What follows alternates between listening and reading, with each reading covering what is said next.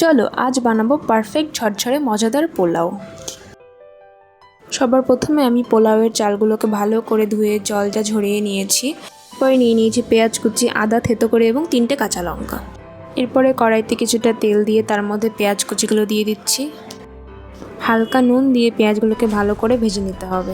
সামান্য পরিমাণ নুন ব্যবহার করতে হবে, কারণ পেঁয়াজ বেরেস্তাতে খুব বেশি নুন দিলে ভালো লাগে না খেতে। বেরেস্তাটা হয়ে গেলে তুলে নিতে হবে।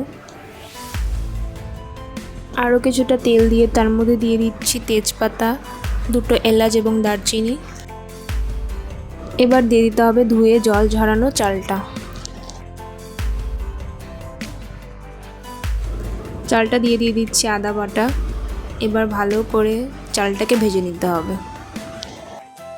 চালটা খুব ভালো করে ভাজলে পোলাওটা খুব ঝরঝরে হয়, এর জন্য চালটা খুব ভালো করে ভেজে নিতে হবে।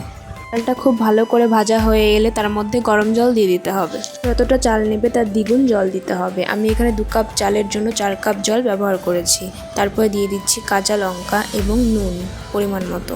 তারপরে একবার ভালো করে নেড়ে নিয়ে ঢাকা দিয়ে রান্না করতে হবে। চালটা 80% কুক হয়ে এলে ঢাকনাটা খুলে দিয়ে দিতে হবে পেঁয়াজ বেরেস্তা। পেঁয়াজ বেরেস্তার জন্য পোলাওটা খেতে আরও ভালো লাগে। পেঁয়াজ বেরেস্তাটা দিয়ে ঢাকা দিয়ে লো আঁচে আরও 10 মিনিট রান্না করলেই রেডি এই ঝরঝরে পোলাওটা। এটা খুবই ঝরঝরা হয়, এখানে কোনো ঘির প্রয়োজন হয় না। এটা খেতেও খুব মজার হয়। তোমরাও একবার ট্রাই করতে পারো এই পোলাও রেসিপিটা, দেখবে পোলাওটা খুব ঝরঝরে এবং খেতেও খুব সুন্দর হয়।